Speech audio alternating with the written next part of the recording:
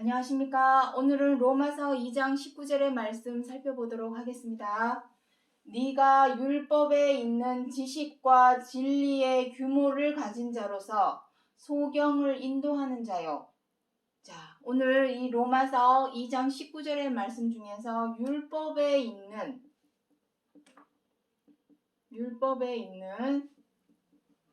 지식과 진리의 규모에 대해서 오늘 살펴보도록 하겠습니다. 자, 소경을 인도하는 자요. 그 뒷구절에 보면은 무엇이라고 나와 있냐면은 어리석은 자의 훈도요, 어린아이의 선생이라고 하는 네가, 이런 말씀이 기록이 되어 있습니다.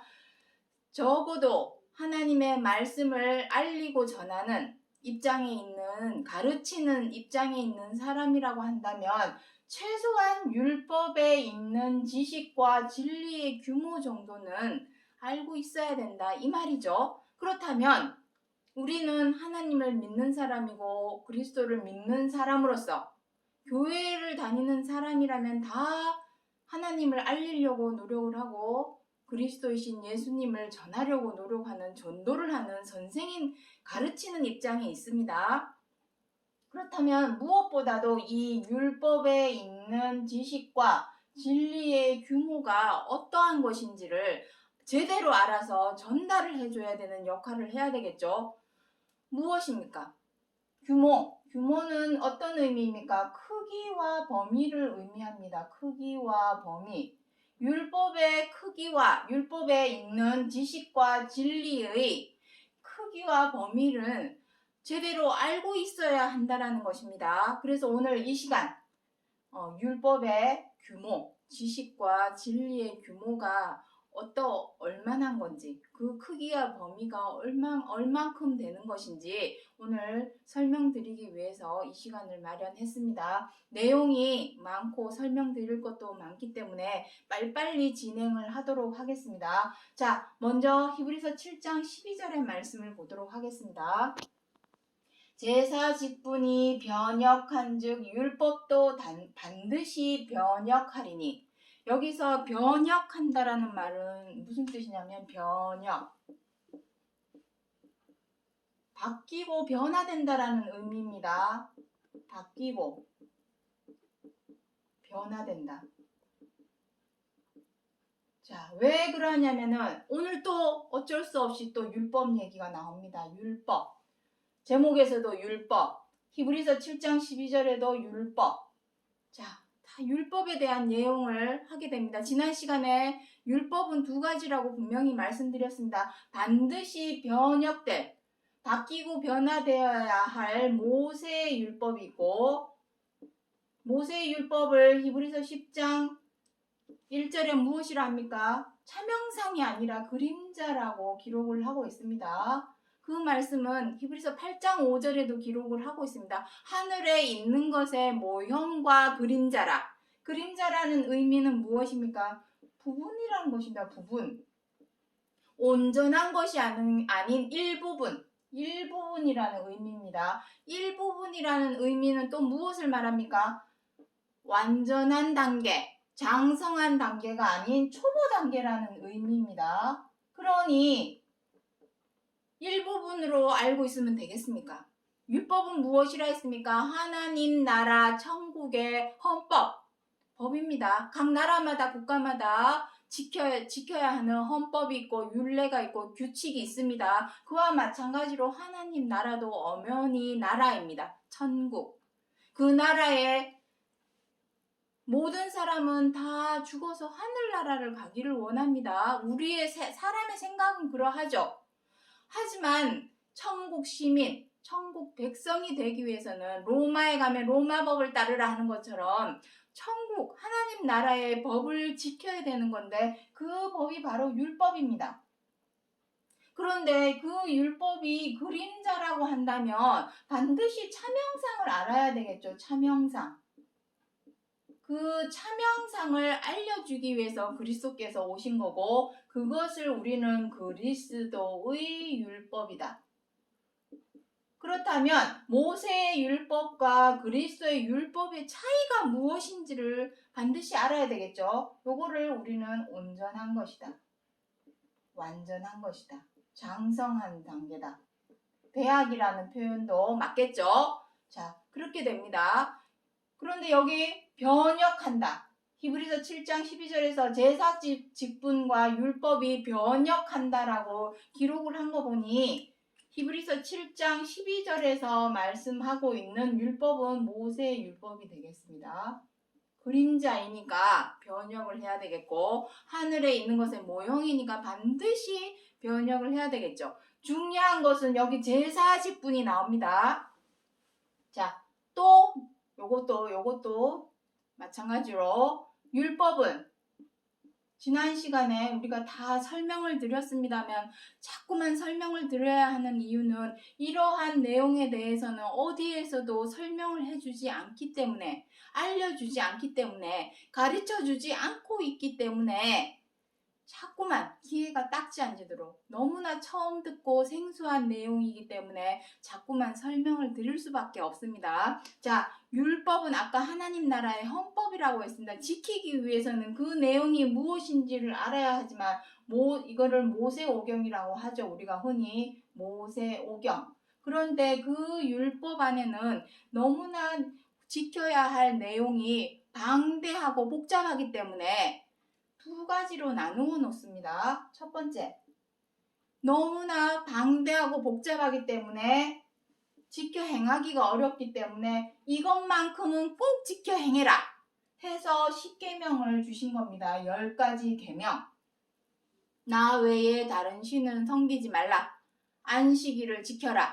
간음하지 말라. 살인하지 말라. 거짓 증거하지 말라. 부모를 공경해라. 내 이웃을 내 몸과 같이 사랑해라. 등등등 10가지를 정해놓고 그것만큼은 꼭 지켜라 하고 정해주신 것이 바로 율법 안에 있는 10계명입니다. 그리고 또 한 가지 율법 안에 기록이 되어 있는 내용 중에 무엇이 있냐면 이 두 가지. 첫 번째는 10계명, 두 번째는 무엇이냐면 제사 드리는 방법. 이 두 가지를 모세오경에다가 다 기록을 해 놓았습니다. 자, 제사 드리는 방법 했지만 제사를 드리기 위해서 누가 필요합니까? 제사 직분을 맡은 사람. 누구입니까? 여기 나오죠. 제사 직분. 이것입니다. 그래서 이 두 가지는 제사 직분, 율법. 여기서 말하는 율법은 10계명을 말을 하겠죠. 자, 이 두 가지가 바로 모세 율법에 기록을 하고 있는데 제사 직분이 무엇입니까? 제사 드리는 방법. 배는 반드시 그 방법대로 행하는 제사 직분을 맡은 사람이 있겠죠. 제사 직분이 무엇입니까? 제사를 관리하는 사람이 제사 직분입니다. 여기 보시면은 신명기 10장 8절 잠깐 보도록 하겠습니다. 레위 지파를 구별하여 언약궤를 매이며 하나님의 이름으로 축복하게 하셨고 또 하나님을 섬기는 일을 하게 했습니다. 그 내용이 또 기록이 되어 있습니다. 그 일은 오늘날까지 이르느니라. 오늘날까지 이르느리라 하는 것은 이 제사 직분을 맡은 사람이 오늘날에도 있다라는 얘기겠죠. 오늘날에는 제사와 예물이 무엇입니까? 제사와 예물. 하나님께 제사를 드리면 반드시 제사상이 필요한데 그 제사상에 올리는 것이 예물입니다. 희생 제물이라고도 하죠. 그것을 오늘날에는 무엇이라 합니까? 예배와 헌금으로 바뀐 것입니다. 오늘날에는. 그러면 이러한 예배와 헌금을 주도적으로 주체가 되어서 관리 감독하는 사람이 오늘날에는 누구입니까? 목사님, 신부님, 이러한 사람이 되겠습니다. 자, 중요한 것은 여기서 레위 지파를 구별했다. 레위 지파를 구별했다라는 의미는 무엇을 말합니까? 제사 직분. 많이 복잡합니다. 새겨서 잘 듣기 바랍니다. 제사 직분은 아무나 맡는 것이 아니라 12지파 중에 레위 지파를 구별해서 그들로 하여금 제사 직분을 행하게끔 했습니다. 레위 지파라는 의미는 무엇을 말합니까? 계보, 족보, 혈통, 그 혈통. 자, 지금도 제사 직분은 우리 현재 계보, 족보, 혈통은 무엇을 말합니까? 신학대학을 말하죠. 장로회, 감리회, 그건 다 계보입니다. 그 계보를 따라 목사님, 신부님, 성공회 다 그 계보를 쫓아서 제사 직분을 맡는 사람들이 나오고 있습니다. 그 사람들이 오늘날까지 이르렀다 합니다.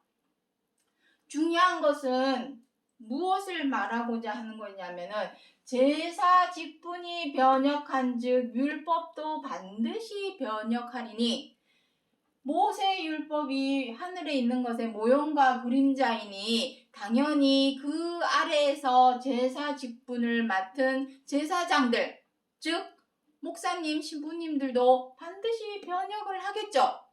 왜냐하면 일부분에 불과하니까 하나님께서 말하고자 진정으로 알리고자 하는 참 형상, 참 실체, 참 것은 따로 있는데 그 참 형상이 오기까지는 그 그림자 아래, 그 제사 직분 아래에 백성들, 하나님의 백성들, 자녀들을 두신 것입니다. 자, 그렇다면은 제사 직분을 어디서 행합니까? 제사장들, 목사님, 신부님들이 어디서 백성들을 인도하고 관리 감독을 하고 있습니까? 교회, 성당이죠. 그것을 모세의 때는 무엇이라고 표현을 해서 기록을 하고 있냐면 장막이라고 표현을 하고 있습니다. 자, 그래서 오늘 장막을 잠깐 그려보도록 하겠습니다. 오늘 설명드리고자 하는 것은 율법에 있는 지식과 진리의 규모에 대해서 그 크기와 범위가 어디까지인지를 설명드리고자 하는 내용입니다. 그렇다면 여기 다 지워버렸네요. 밑에 것까지. 다시는 범죄치 말라 하시니라. 다시는 범죄치 말라 하시니라. 이것까지 다 지워버렸습니다. 자, 그래서 모세의 율법에서 과연 무엇을 말을 하고 있는지를 정확히 알아야 그 지식과 진리의 규모, 그 크기와 범위도 또한 정확히 알 수 있게 되는 것입니다. 그리고 율법 안에 좀 더 지금까지 설명드린 것을 잠깐 간추려서 말씀을 드리자면은 율법은 제사 두 가지라고 아까 설명드렸습니다. 워낙 율법에 하나님의 법의 내용이 방대하고 복잡하기 때문에 이것만큼은 꼭 지켜 행하라는 의미에서 십계명을 주셨고 이것이 첫 번째입니다. 십계명. 그리고 두 번째는 제사 드리는 방법을 율법에서 기록을 하고 있습니다. 제사 드리는 방법에 대해서 기록을 하고 있다면 당연히 그 제사 직분을 맡은 자, 즉 제사장들, 오늘날의 목사님, 신부님이라고 표현을 합니다. 그 사람들에 관해서도 당연히 기록을 하고 있겠죠. 그들은 아무나 정해서 제사 직분은 아무나 하는 것이 아니라 레위 지파, 즉 계보와 족보와 혈통을 이어서 내려오게 되는 것입니다. 그래서 사람이 사람에게 비록 율법을 통해서 하나님이 명령은 하셨죠. 레위 지파를 구별해서 그들로 하여금 제사 직분을 맡게 해라 라고 모세 율법에다가 딱 명해 놓기는 했지만 그 이후부터는 누가 구별을 해줍니까? 사람이 사람에게. 그렇지 않습니까? 사람이 사람에게 너 제사직분 맡아. 너 우리 계보대로 맡아. 우리 혈통대로 맡아. 세습이 되고 있다라는 얘기입니다. 세습. 그것이 꼭 아버지가 자식에게만 주는 것이 세습이 아니라 내 뒤에 줄 쓴 사람에게도 주는 것이 세습이 되겠습니다. 그런 식으로 사람이 사람을 취하게 되는 것입니다. 이따가 다시 또 지금 말씀드릴까요? 여기 히브리서 5장 1절부터 3절에 제사장마다 사람 가운데서 취한 자이므로 백성을 위하여 속죄제를 드림과 같이 또한 자기를 위하여 드리는 것이 마땅하니라. 제사장은 제사직분을 맡은 사람입니다. 자, 요거까지 설명을 드리고 제가 그림 하나를 그릴 것입니다. 제사장은 바로 제사직분을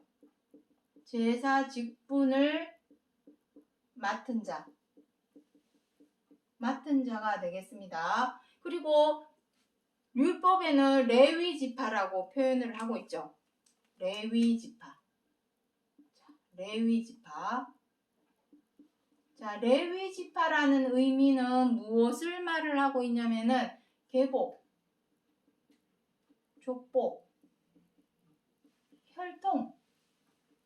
혈통을 따라서 구별을 해서 제사직분을 맡게 해라 이런 의미입니다. 오늘날에는 그 계보, 족보, 혈통이 무엇입니까? 장로회, 감리회, 침례회, 성공회 등등등.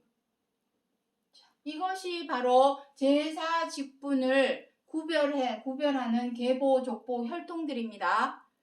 세습, 다른 말로는 세습이라고도 표현을 할 수가 있죠. 왜냐하면 장로회에서 너 이제 목사 직분을 주죠. 성공회에서도 신부님 직분을 줍니다. 그것이 바로 계보, 족보를 잇는 것이죠. 중요한 것은 사람이 사람을 취한 것입니다. 비록 모세 율법에 레위 지파를 구별해서 제사 직분을 맡게 해라고 하나님이 명령을 해 놓기는 했지만 그 이후로는 누가 취하는 것입니까? 사람이 사람을 취하는 것이죠. 장로회에서 너 이제 목사일 해도 된다. 땅땅땅. 성공회에서 너 이제 신부님 직분을 맡아서 해라. 땅땅땅. 사람이 사람을 취하는 상황입니다. 지금 세습이죠. 아버지가 자기 자식에게, 아들에게 너 이제 이 교회 네가 맡아서 해. 네가 맡아서 목사일 해. 세습이죠. 그리고 그 목사님 뒤에, 당회장 뒤에 줄 쓴 목사님에게 너 내 뒤에 줄 섰으니 너가 이제 이 교회 맡아서 해. 그것도 세습이 되는 것입니다. 자기가 마음에 드는 사람, 자기가 좋아하는 사람을 그 뒤를 잇게 하니 그게 세습이 되는 것이죠. 자, 중요한 것은 무엇입니까?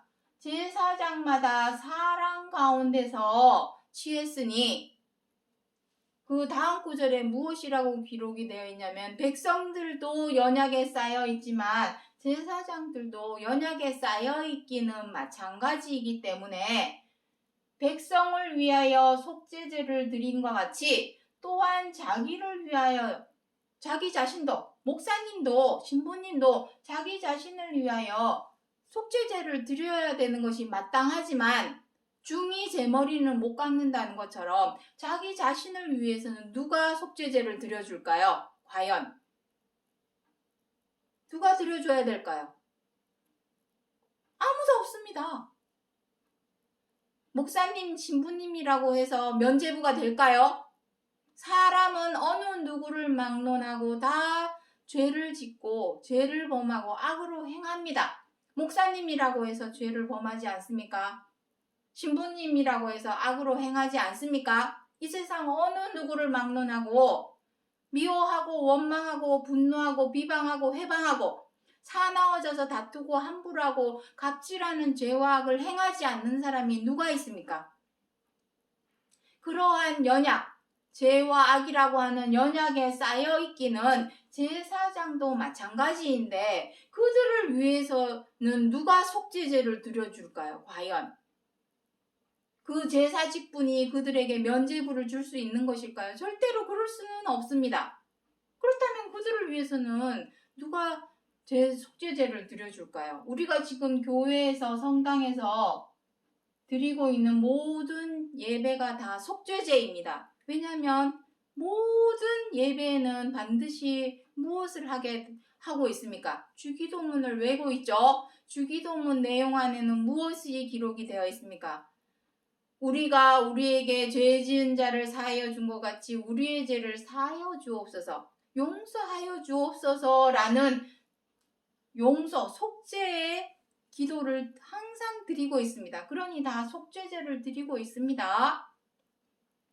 근데 당회자님, 목사님, 신부님, 자기 자신을 위해서는 누가 과연 제사를 드려줄 수 있는 것일까요? 그것이 중요한 것입니다. 말하고자 하는 것은 제사 직분이 변역한즉 율법도 반드시 변역한다라는 것입니다. 왜냐하면 레위 지파가 아닌 별다른 지파, 멜기세덱의 반차를 따라난 제사장이 있기 때문입니다. 족보도 없고 아비도 없고 어미도 없고 생명의 시작도 끝도 없는 하나님의 아들과 방불한 그러한 제사장. 유다지파는 하나님께서 말씀하신 제사 직분이 있는 지파가 아닙니다. 그럼에도 불구하고 그리스도께서 유다지파에서 나온 걸 보니 분명하도다. 히브리서 7장에 다 기록을 하고 있습니다. 반드시 변형을 합니다. 왜냐하면 모형과 그림자이기 때문에 그 모형과 그림자, 제사 직분을 어디서 행합니까? 제사 직분을 하나님의 백성들을 관리 감독하는 곳이 어디입니까? 교회, 성당이죠. 그 교회 성당을 모세 율법에서는 장막이다라고 표현을 하고 있습니다. 오늘 장막까지는 그리기는 시간이 너무 없기 때문에 모세 율법은 반드시 변역하고 율법도 반드시 변역한다고 합니다. 그러면은 반드시 바뀌고 변화되어야 할 율법의 내용, 규모, 크기와 범위는 무엇이 될까요? 그것에 대해서 요한복음 8장 7절에 기록을 하고 있습니다. 가라사대 너희 중에 죄 없는 자가 먼저 돌로 치라 하시고 11절에 나도 너를 정죄하지 아니하노니 가서 다시는 범죄치 말라 하시니라. 그죠? 하시니라. 여기 맞습니다. 이렇게 기록을 하고 있습니다. 이것은 무엇을 말하고냐 하면은 요한복음 8장 7절 앞구절에 보면은 유대인들이 간음을 행한 한 여인을 그리스도 앞에다가 내동댕이 치면서 말을 합니다. 모세 율법에는 간음한 여자를 돌로 치라고 기록이 되어 있는데 선생은 뭐라 말할 것입니까? 하고 그 여자를 앞에다가 던져놓고 묻는 내용이 나옵니다. 그랬더니 그리스도께서 뭐라 합니까? 가라사대 너희 중에 죄 없는 자가 먼저 돌로 치라. 그랬더니 사람들이 다 어떻게 합니까? 다 마음에 찔려서 어떻게 합니까? 다 도망을 가버리죠. 왜냐? 죄 없는 자가 없기 때문에 이 세상에 죄범하지 않고 악으로 행하지 않는 사람이 누가 있습니까? 제사 직분을 맡은 목사님, 신부님이라고 할지라도 다 죄를 범하고 악으로 행합니다. 그러한 사람 가운데서 취한 연약한 그러한 사람 가운데서 취한 제사장이기 때문에 그 제사장 스스로도 속죄제를 반드시 드려야 합니다. 이 말 뜻은 무엇입니까? 하나님의 백성들을 관리 감독하는 제사장이나 다 똑같다라는 얘기입니다. 똑같으니 어떻게 해야 되겠습니까? 나도 너를 정죄하지 아니하노니 가서 다시는 범죄치 말라 하시니라. 이것입니다. 이게 중요한 것입니다. 다시는 범죄치 말라. 다시는 범죄치 말라 하는 것이 바로 그리스도의 율법. 자, 여기서 율법 했지만 여기 앞에 그리스도라는 말을 빼놓고 써놓은 것입니다. 그리스도의 율법에 있는 지식과 진리의 규모. 왜냐하면 그리스도의 율법으로 가기 위해서는 반드시 모세의 율법을 알아야 하기 때문에, 그래서 이 그리스도라는 말은 빼고 율법에 있는 지식과 진리의 규모라고만 사도 바울이 기록을 해 놓은 것입니다. 둘 다 알아야 된다는 얘기입니다. 모세의 율법의 내용도 알아야 되고 그 크기와 범위도 알아야 되고 그 크기와 모세 율법의 규모를 알아야만이 그리스도의 율법의 규모도 알 수 있기 때문입니다. 자, 그리스도 율법의 규모는 무엇입니까? 이것이 바로 참형상입니다. 율법의 규모의 참형상. 모세의 율법은 하늘에 있는 것의 모형과 그림자라 했습니다. 일부분만 기록을 해 놓았습니다. 제사 직분을 맡은 사람이나 그 제사 직분으로 하나님의 백성들을 관리 감독하는 제사장이나 하나님의 백성이나 똑같다라는 얘기입니다. 무엇에 대해서? 죄에 대하여, 악에 대하여.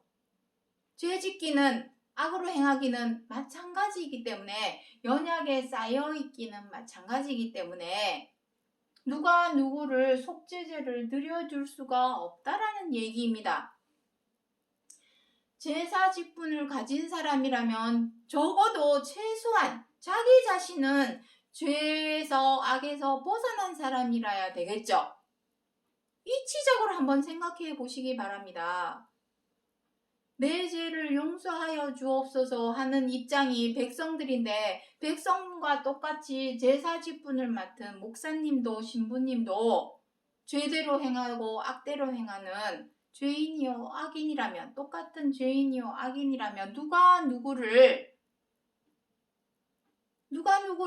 그 죄를 속해줄 수가 있을까요? 속죄제를 드려줄 수 있을까요? 자기 코가 석잔데 누가 누구의 죄를 사여주니 많이 할 수 있냐 그 말입니다.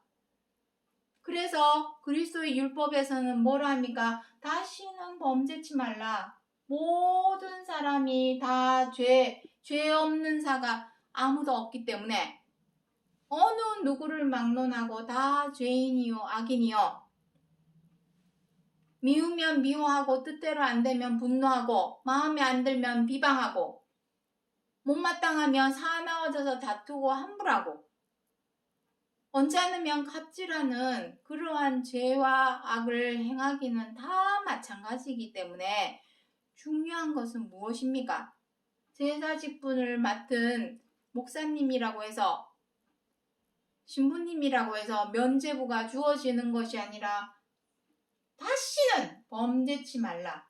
이것이 바로 율법의 규모, 참형상입니다. 다시는 범죄치 않으려면 어떻게 해야 될까요? 삶 속에서, 생활 속에서 죄를 범하지 않으려, 악으로 행하지 않으려 노력을 해야 되겠죠. 노력. 그것을 우리는 십자가의 고난이다 라고 하는 것입니다. 십자가의 고난.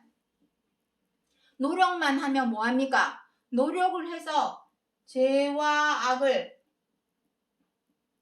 이겨내야 합니다. 이겨내야 됩니다. 이겨내서 벗어나야 되겠죠. 그것이 바로 구원입니다. 주 예수를 믿으라. 그리하면 너와 내 집이 구원을 얻으리라. 그 말도 맞습니다. 하지만 시편이나 잠언서나 전도서에는 또 무엇이라고 기록을 하고 있냐면은 스스로 구원하라. 말로만, 입으로만 믿는다, 주여 주여 외친다고 해서 구원을 받는 것이 아니라 스스로 구원을 하라는 의미는 무엇입니까? 노력을 해라 이 말입니다. 노력을 해라. 죄와 악에서 벗어나기 위해서 빠져있던 그 죄와 악에서 얽매여 있던 그 죄와 악에서 나오기 위한 노력을 해라. 스스로 노력을 해야 됩니다. 그 노력을 우리는 십자가의 고난이라고 하고 노력만 해서 되겠습니까? 노력을 했다면 반드시 성과가 나타나야 되겠죠. 이겨내야 됩니다. 이겨낸다라는 의미는 벗어난다라는 의미죠. 벗어나야만이 아까 십계명 여기 있네요. 십계명. 벗어나야만이 비로소 하나님께서 이것만은 꼭 지켜 행하라고 하신 십계명을 비로소 지켜 행할 수 있는 순종을 할 수 있는 단계가 됩니다. 자, 첫 번째 노력을 하고, 두 번째 이겨내고, 세 번째가 바로 그 다음에서야 계명의 순종이 되는 것입니다. 순종. 그 계명, 10계명 중에 최고한 계명을 무엇이랍니까? 자, 이 내용은 마태복음 22장에 기록을 하고 있는 내용입니다. 오늘의 제목 읽어보도록 하겠습니다. 율법에 내 이웃을 내 몸과 같이 사랑하라 하였나이다. 내 대답이 옳도다. 그리 행하라. 그러면 살리라. 유대인이 그리스도에게 묻죠. 율법에 우리가 무엇을 지켜 행해야 생명, 영생을 얻으리까 했더니 율법에 무엇이라 기록을 하고 있느냐라고 그리스도가 되묻죠. 그랬더니 그 한 사람이 이렇게 대답을 합니다. 내 이웃을 내 몸과 같이 사랑하라 하였나이다. 그랬더니 그리스도께서 뭐라 합니까? 내 대답이 옳도다. 그리 행하라. 그러면 살리라. 여기서 산다라는 것은 바로 구원을 의미합니다. 여기서 말씀하시는 살리라는 것은 구원을 의미합니다. 스스로 구원을 하는 것입니다. 중요한 것은 이것입니다. 이 율법을 최고한 이 율법의 10계명 중에 최고한 계명이죠. 이 계명대로 순종을 하기 위해서는 반드시 죄와 악을 이겨내야 합니다. 벗어나야 합니다. 죄와 악대로 행하는 중에는 절대로 계명에 순종을 못합니다. 왜냐? 내가 미워 죽겠는데 어떻게 사랑할 수 있을까요? 좀 마음에 안 들어 죽겠는데 어떻게 사랑할 수 있을까요? 그래서 반드시 이겨내야 됩니다. 이겨내려면 노력이 필요합니다. 다시는 범내치 말라 하는 이 노력이 필요합니다. 이것을 앞서서 그리스도께서 몸소 실천하여 본보기를 보여주신 이유는 그거 보고 믿습니다 말로만 믿는다 할 게 아니라 너희가 나를 사랑하면 내 말을 지키리니 지켜 행하게 하기를 위해서 본보기로 보여주신 것입니다. 그것이 바로 율법에 있는 지식과 진리의 규모입니다. 자, 오늘의 제목 다시 한번 읽고 마치도록 하겠습니다. 로마서 2장 19절에 네가 율법에 있는 지식과 진리의 규모를 가진 자로서 여러분은 율법에 있는 지식과 진리의 규모를 가진 자입니까? 이제는 가진 자가 돼야 되겠죠. 여태까지는 내가 믿는다, 하나님을 믿는다, 나 교회 다녀 열심히 자랑하고 다녔습니다. 사랑과 평화 외쳤습니다. 오직 예수 부르짖었습니다. 부르짖으면 뭐합니까? 동네방네, 이웃에, 학교에, 회사에 다니면서 율법의 규모, 율법의 지식과 진리의 규모인 내 이웃을 내 몸과 같이 사랑하라 하시니 이 말씀대로 지켜 행하지도 못하면서 나 교회 다녀, 나 하나님 믿어 그러고 다니면 뭐합니까? 오히려 하나님을 욕보이는 자요, 모욕하는 자요, 그러한 입장에 있었다라는 것입니다. 이제는 그 율법에 있는 지식과 진리의 규모를 이제는 알았다면 다시는 범죄치 말고 범죄치 않기 위해서는 노력을 해야 되겠고 그 노력을 통하여 죄와 악을 이겨내야 되겠고 죄와 악을 이겨내야만이 비로소 그리스도의 율법에 있는 지식과 진리의 규모인 내 이웃을 내 몸과 같이 사랑하라 하신 최고한 계명, 그 계명에 순종하게 되고 그 순종함이 우리로 그러면 살리라 하는 것처럼 구원에 이르게 하는 능력과 효령이 발생한다라는 것을 기억해 주시기 바랍니다. 오늘 여기까지 하고 마치겠습니다. 감사합니다.